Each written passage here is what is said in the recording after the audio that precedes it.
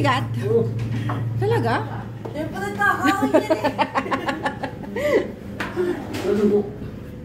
Sige, sa last na kwarto. Doon. Peng, pabukas, Peng!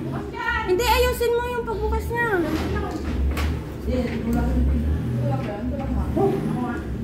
Pahinga muna, kuya. Uy, dahan-dahan. Ayun! Tess, yung uping talaga. Sa dulong kwarto. Yeah, sa dulong kwarto po. Philip ba yun? Paalis yung box doon, JR. Tinanggal mo na.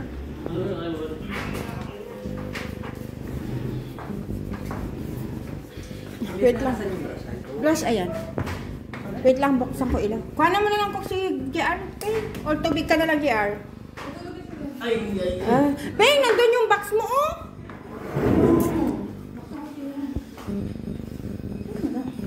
Hindi, kasi masasagi nila.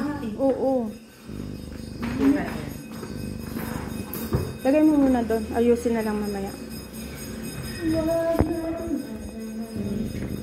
Ah, okay.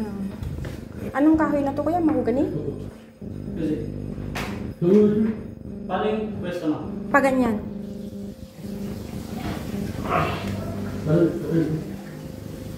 Ah, may ilalagay pa kayo? Yung head, pag naka-headboard niya.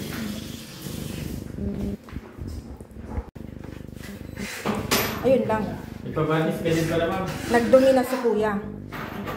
Ma'am, ipabanis ka din pala. Oo. Kaya nga tinanong namin kung anong last coat na ilalagay. Tinatapot mo. Madami. Madaming klase. Ah, 13.5. Bale 13 daw, sabi ni kuya kanina.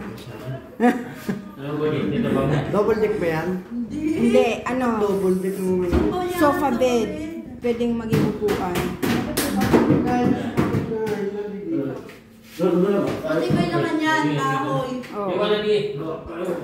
Wala di kayo.